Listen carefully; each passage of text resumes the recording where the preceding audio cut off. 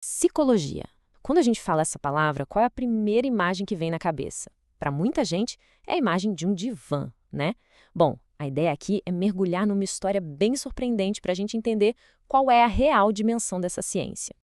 Beleza, vamos começar por aqui então. Antes de ir mais a fundo, a gente precisa quebrar um mito, uma ideia muito comum que muita gente tem sobre o que a psicologia realmente é e o que ela faz.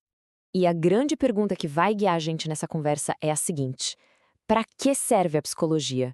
Será que ela é só aquilo que a gente vê nos filmes, sabe? Aquela coisa trancada num consultório? Pois é, a resposta, como a gente vai ver, é bem mais ampla e, olha, fascinante. Para a gente entender como é que a psicologia nasceu, que tal a gente pensar nela como se fosse uma receita? Para essa ciência se tornar necessária, dois ingredientes, históricos, essenciais, precisaram se juntar na hora certa. O primeiro ingrediente é a subjetividade. O que é isso? É o nosso mundo interior. Sabe? Aquela coisa única, nossos pensamentos, sentimentos, memórias. Tem até um psicólogo famoso, o B.F. Skinner, que deu um nome ótimo para isso: o mundo dentro da pele. O segundo ingrediente foi a crise da subjetividade. Com o iluminismo, aquela ideia de buscar respostas prontas em autoridades externas, tipo a religião ou a tradição, começou a ser questionada. De repente, a responsabilidade de dar um sentido para a vida, de fazer escolhas, tudo isso caiu no colo de cada pessoa. Isso foi uma revolução e, claro, gerou uma pressão enorme para entender esse universo interior que agora precisava guiar os nossos caminhos. Bom, e com esses dois ingredientes na mesa, a psicologia estava pronta para encontrar sua primeira aplicação prática. Mas o mais curioso aqui é que ela não começou nem de perto onde a maioria das pessoas pensa. Então, a pergunta que não quer calar é: onde é que a psicologia realmente começou a atuar no mundo real? Olha, a resposta talvez surpreenda muita gente. E já vou adiantando, com certeza não foi no consultório de um terapeuta. Foi no mundo do trabalho. É isso mesmo.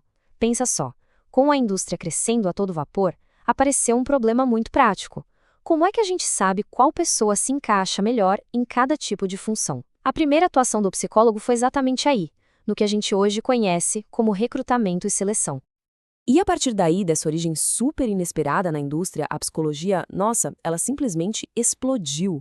O campo se expandiu de uma forma impressionante e começou a entrar em praticamente todas as áreas da nossa vida. O ponto principal é o seguinte: hoje em dia tem psicologia aplicada em quase tudo que se possa imaginar. Tem a do trabalho, claro, que foi onde tudo começou, mas também tem a psicologia do trânsito, que ajuda a entender o comportamento dos motoristas para criar vias mais seguras, a ambiental, que estuda a nossa relação com os lugares onde a gente vive, tem a escolar, a social, a lista gigante, sério, e só cresce. Ou seja, a clínica é só uma dessas áreas e não o centro de tudo, como muita gente pensa. E não é só a área que muda. O foco do trabalho também é super variado. Um psicólogo pode trabalhar com uma pessoa só, claro, no 1-a-1, mas também pode atuar com grupos em empresas, com famílias inteiras, com comunidades, buscando resolver problemas locais e até com instituições gigantes, como hospitais ou escolas, pensando em como melhorar o ambiente para todo mundo ali dentro. Ok, mas aí, com tanta área diferente, fica uma dúvida, né?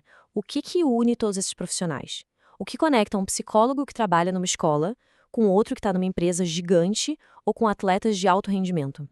Então, a resposta para isso veio de um psicólogo muito importante, o José Blecher. E a ideia dele é tipo uma bússola para a profissão até hoje. Ele disse o seguinte: independentemente da área, a psicologia deve cuidar da saúde mental dos indivíduos e dos grupos. E essa frase dele, no fundo, mostra qual é o propósito maior. Não importa onde o psicólogo está, se é numa empresa, numa escola ou na clínica, o compromisso é sempre o mesmo: promover a saúde mental, prevenir o sofrimento e ajudar para que as pessoas possam viver melhor. Então, se a gente fosse amarrar tudo isso numa definição final, seria mais ou menos assim. A psicologia é uma ciência que se dedica a entender a subjetividade humana, aquele nosso mundo dentro da pele, nos mais diferentes contextos, sempre com o objetivo final de promover o bem-estar e prevenir o adoecimento mental.